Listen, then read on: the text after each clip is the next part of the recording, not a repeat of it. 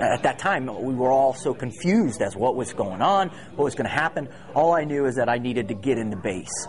Former Navy SEAL and now motivational speaker David Rutherford recalls his first thoughts the morning of September 11th, 2001. Once he got the news, he packed up his gear and headed to base confused, but his eyes focused on what lied ahead. And I remember we continued training that day.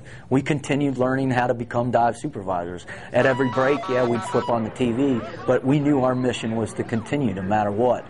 That's where David gave his first motivational speech. Said, hey, listen, boys, now it's real. All of you are going to be going to war, so let's really get focused now.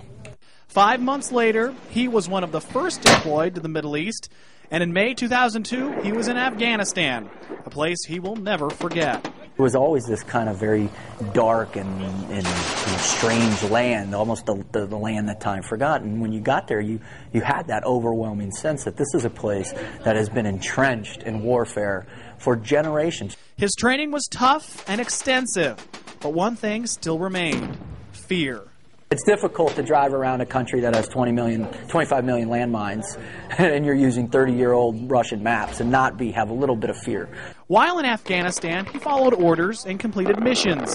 But it wasn't until he came home that he realized he had changed, much like the rest of us since that infamous day.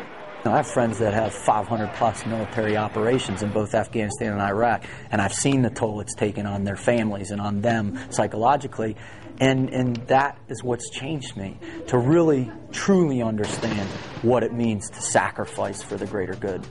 Now he's hung up his bulletproof vest and fatigues for another mission, inspiring children across the country.